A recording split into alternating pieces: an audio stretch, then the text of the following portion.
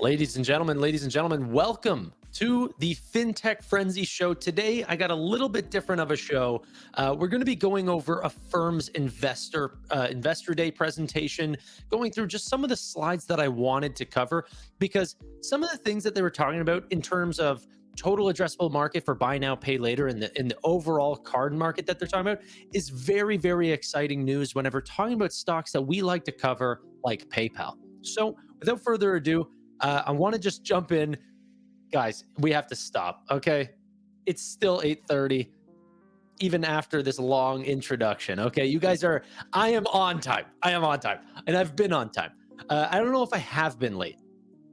Okay, that being said, let's jump in. I saw someone put in the chat saying, Tanner is late because he has to explain that he's been early.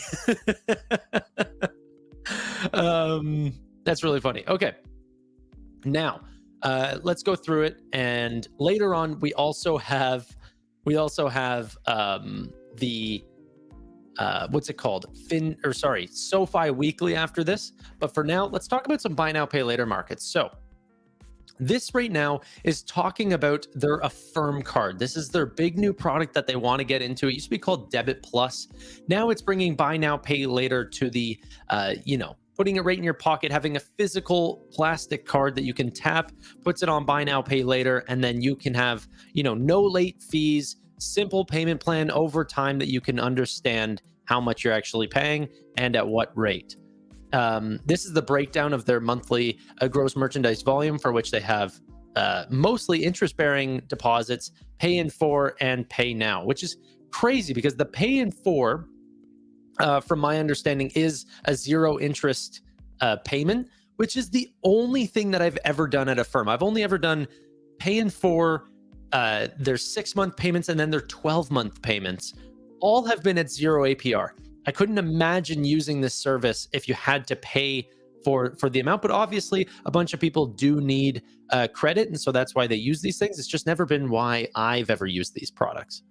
That being said, over time, they found more and more active customers.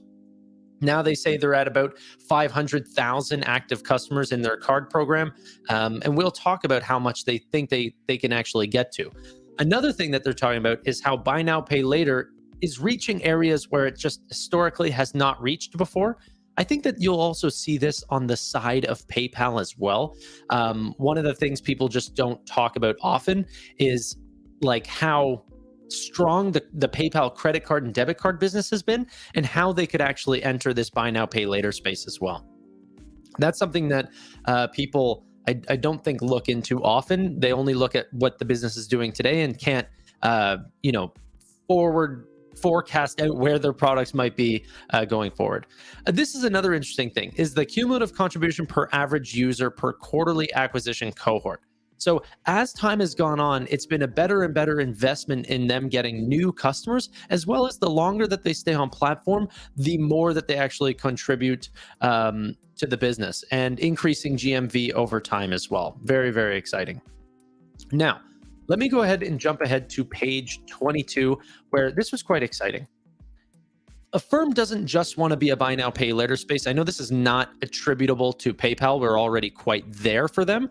But for Affirm, this is a big deal for me. If you do like the stock, as you can see, set up direct deposit, get that 4.35% APY. We can't quite get to where SoFi is, but hey, all these fintechs want to be a one-stop shop. And for Affirm, they want to start here. Seeing what they've done with card programs, I would be interested in seeing what new innovations that they come up with for these programs. From these screenshots, however, it looks like just a regular spend account within their actual marketplace, which they already have, the commerce platform, the card, and then their regular, buy now, pay later. All right, let's jump ahead to page 24, where we can look at the first real cool insights into their total addressable market. Now, there's like 10 pages on the total addressable market, because that's essentially the entire reason why they put this out, is that people think that this market is small. It's absolutely massive. Now, Affirm has 40 million registered users, okay? Out of the total card space, that is around 240 million users. They have only 500,000 active customers using the Affirm card out of the total card market. Okay. And then interesting, they also added in the Affirm marketplace amount of customers as well. Now, what's very, very interesting is how big this could get as a percentage of the total card market. I personally do think that buy now, pay later does grow. It's easy, it's efficient. People understand the payments. It's better for the user. I think that's better for regulation as well.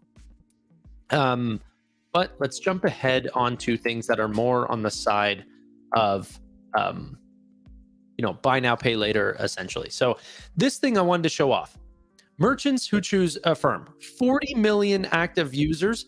And this is why the merchants want to, have access to this. They can get the users and also on the marketplace as well, access to that sort of e-commerce platform as well.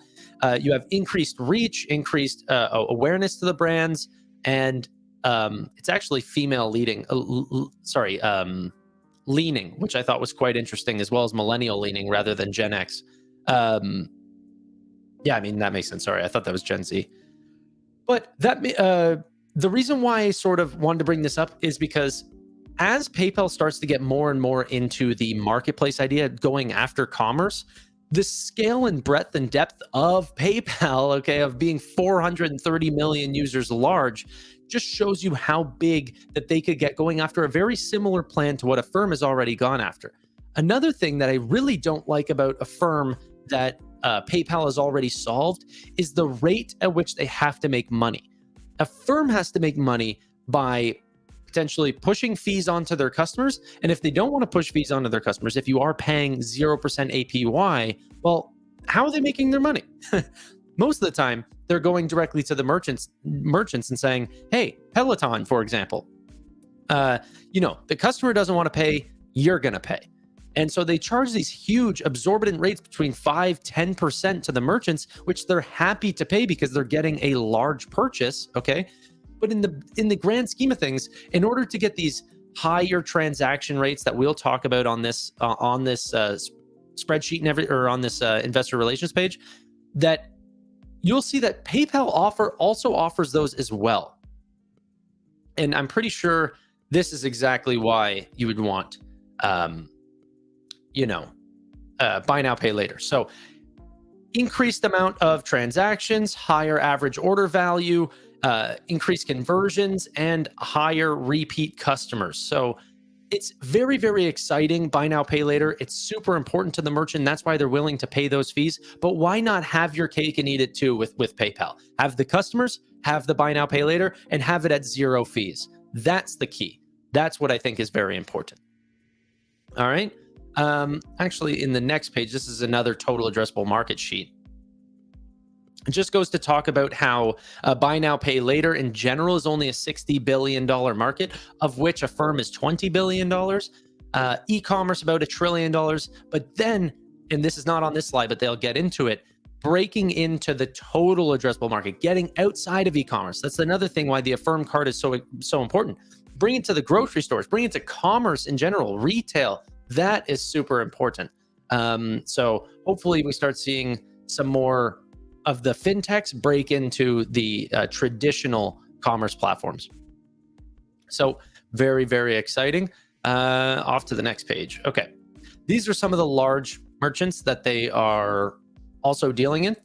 And the thing that I think is very interesting is you're seeing a lot of crossover with customer or companies that are also dealing with PayPal as well. Booking.com, Temu, Royal Caribbean, a lot of them, right? And it's because buy now, pay later has all those great benefits to the merchant. That's essentially all it is. One more here, just looking at the total size of, the existing core market for e-commerce, and then how much they could actually break into with retail and store, subscriptions, dining and alcohol, a bunch of other divisions, which, to be honest, PayPal has already broken into, but still has so much to expand within. Okay. And also addressing buy now, pay later for all of them before a company like Affirm even can get into market. Jump over to page 36, where we can see the key areas, travel and general merchandise.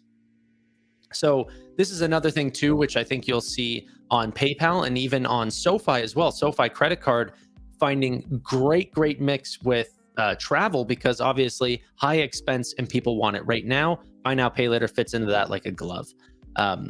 Very exciting, and obviously PayPal will benefit greatly as well. They actually just put out a thing talking about going with an airline.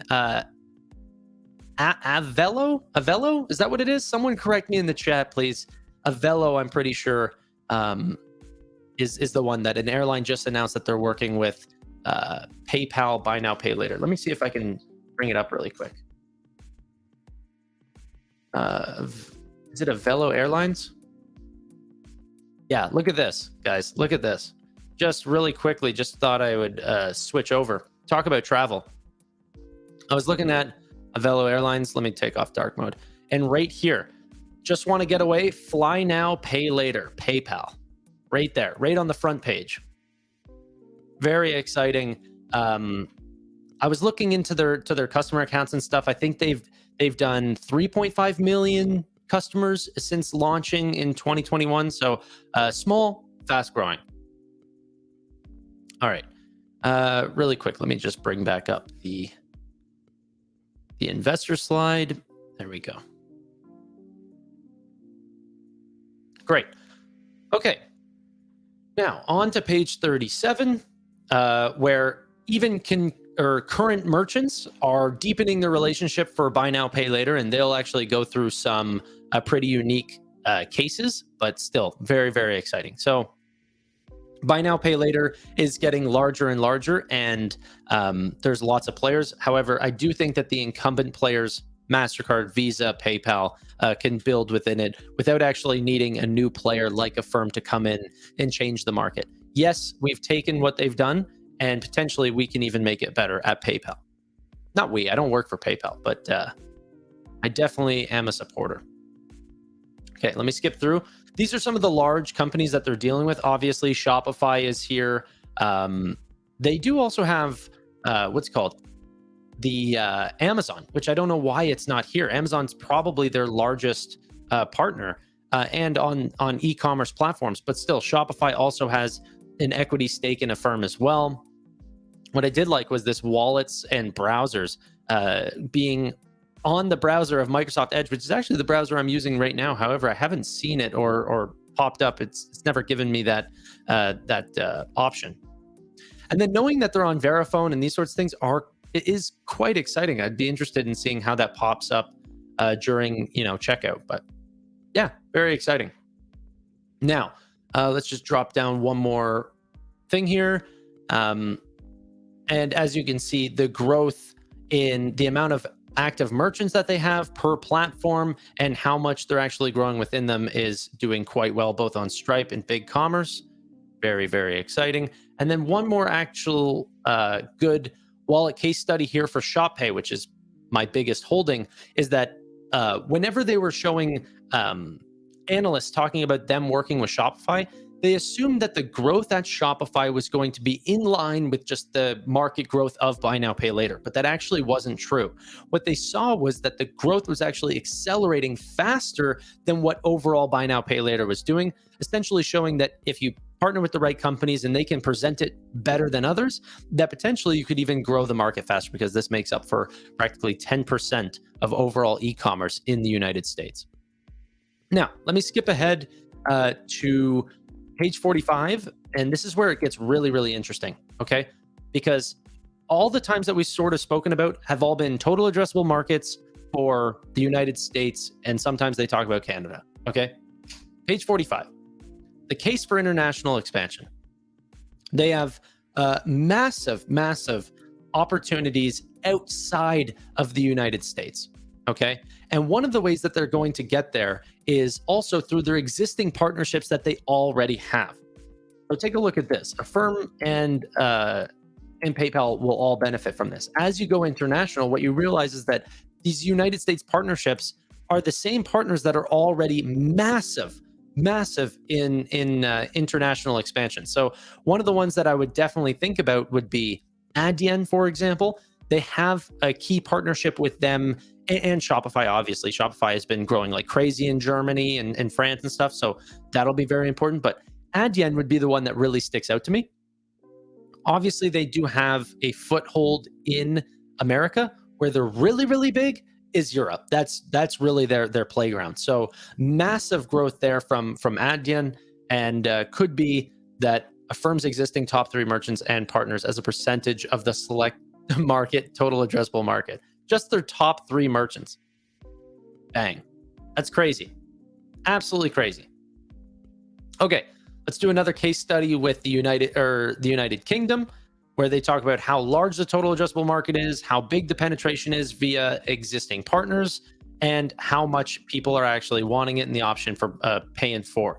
Very, very exciting, but not just exciting for Affirm, guys. We have to realize this is also very big for the likes of places like PayPal. I'm very big into the idea of I had to look over and see ETFs like North Korea is an untapped market. Okay. But so we are entering the UK market next and in discussions with potential launch partners.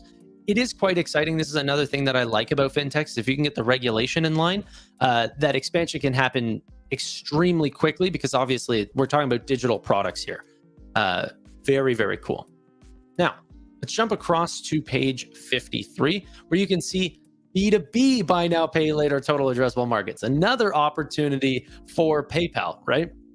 We talk about PayPal Complete Payments. We talk about Braintree. We talk about how they use similar systems to the consumer side of PayPal. Okay. Talk about the option for giving small to mid-sized businesses financing. Okay. Very, very cool.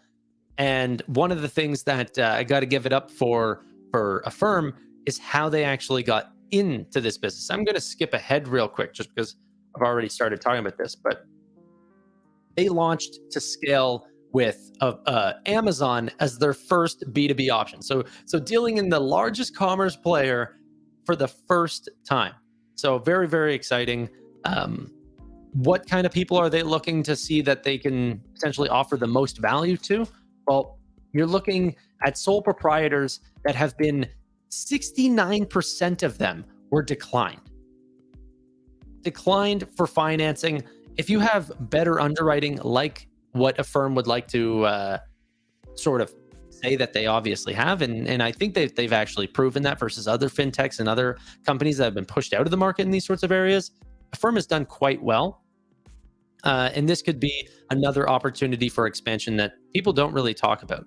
And in the total addressable market here, obviously you can see in a $700 billion to up to $1.4 trillion market cap, total addressable market, it's a massive area to be in.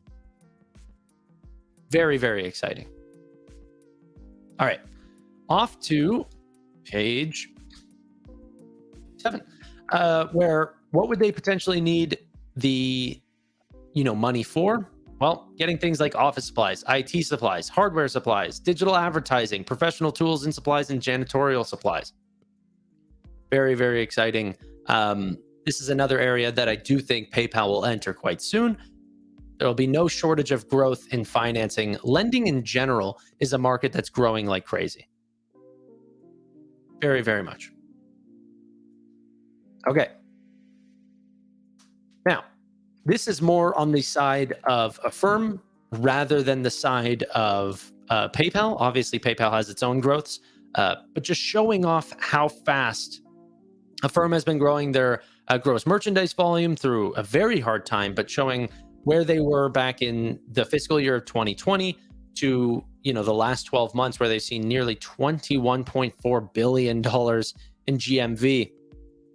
Revenue less transaction costs also is growing at a spectacular rate, 58% CAGR, total revenue growing, adjusted operating margins getting better over time. So very, very exciting. However, these are 4 hand-picked statistics. So don't just look at these 4 statistics and go, wow, this is maybe one of the best businesses I've ever seen. Obviously, do your due diligence. Look at the earnings call. We broke down a little bit of those numbers. You can see a little bit better insight there.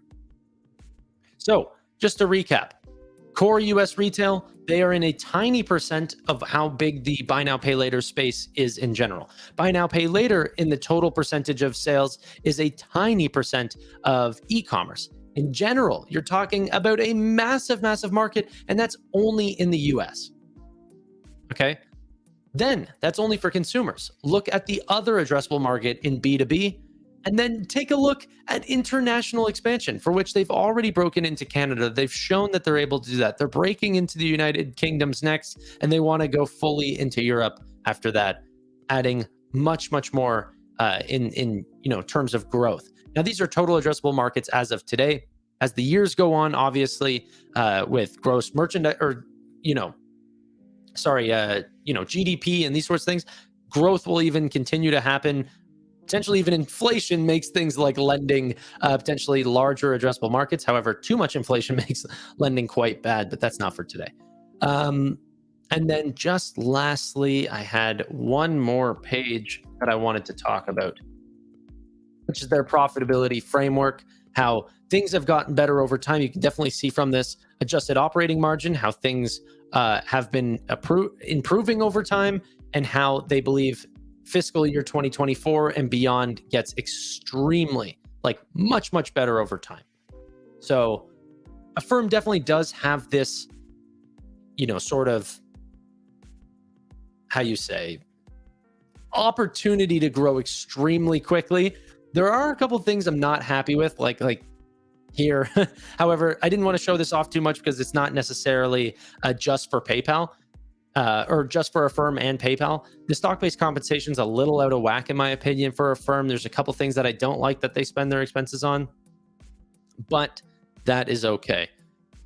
Ladies and gentlemen, that's their investor presentation. However, I think that buy now, pay later is something that I think happened during quite a mania and kind of got looped in with the idea of SPACs were terrible, buy now, pay later was terrible, the metaverse was terrible, crypto was terrible. All the things that just had these frantic growth rates just seemed to people had such short-term memory about them, as if, oh, okay, that's a market that just isn't working anymore. And that's potentially not true.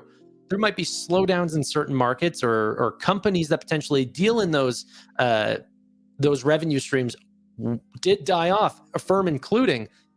But that doesn't mean that the consumer doesn't want those products, right? Metaverse, I believe, is still growing. Crypto is still growing. Buy now, pay later, probably the one that's most measurable and most linear in terms of just growth rates. Obviously, because you're talking about crypto and these sorts of things, that there can be ups and downs and manias whenever people are trying to make money. But in terms of just actual payments, that's what I'm talking about. Utility for crypto is growing. I want to continue to place myself in positions that have total addressable markets that continue to grow and that they grow within them. Okay. I think that Affirm is doing that right now. I believe that if there's a company that's so much better priced than them, that they won't be able to survive in the market for very long until they continue to push out more and more innovative products. Okay. The problem with that is that Affirm spends so much on research and development on things like the Affirm card. That worries me. So Max Levchin will have to be on top of his game, creating the next newest product consistently to stay on top, because larger companies like PayPal can kind of replicate what they're doing and not have to worry about that being the core revenue driver for the business, right? They can actually make money and simply bundle those things in, similarly to how Microsoft might have done with Teams, shutting out Zoom in a way, right? Or shutting out Slack is probably a better example. Slack kind of had a very hard time growing after that. Matt Money, is this the pre-Fintech Weekly? Yeah, so this is the Fintech Daily before the Fintech Weekly. Got to do a recap of all the 5 days that I've been talking about SoFi and PayPal. I should change it from the Fintech Frenzy, just call it the SoFi Frenzy.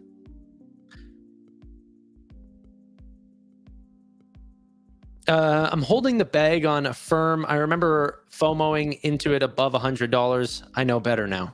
Yeah, I mean, so did Shopify, essentially. Um, bu- bu- bu. Shop has that by default. Not sure if they use Affirm underneath for that. Yeah, no, the buy now pay later on Shopify is Affirm.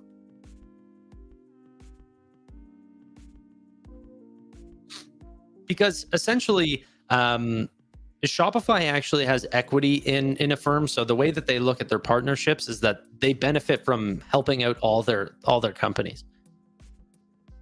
It's like one of the reasons why I like Shopify is that they just create this ecosystem where they don't necessarily need to do everything themselves, but they want a piece of the pie of everything that they do. Um, and so, yeah, you have all sorts of companies in logistics and in payments, and it's not just Affirm, by the way. It's Stripe, it's Adyen, it's all these companies that they take equity stakes in, um, and sort of build that moat where no matter what they're dealing in, that as long as that they can satisfy the customer, that they'll make a ton of money on the back end. And that's only if they sell, but I think that equity is strong for the company in the long term. But ladies and gentlemen, I'm actually going to get going. I will see, because we're going to have a long discussion at 10 o'clock, which is the SoFi Weekly. Okay. And hopefully we get a good guest. However, I don't know if they haven't confirmed yet. So we'll see. Maybe someone very, very special might pop in. Do I hold Affirm? No, I do not. No, I'm way too worried right now about Affirm in terms of their spending.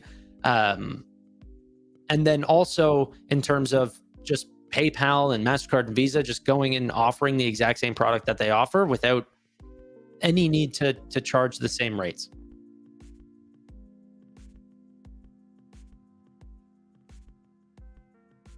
All banks in my country do buy now, pay later since about 10 years ago. Cool. Love it. Okay. Thank you so much, guys. Really do appreciate your time. Hope you guys enjoyed the show, and I'll see you guys at 10 p.m. Eastern Standard Time. Bye for now. That's like 1 hour from now. Peace.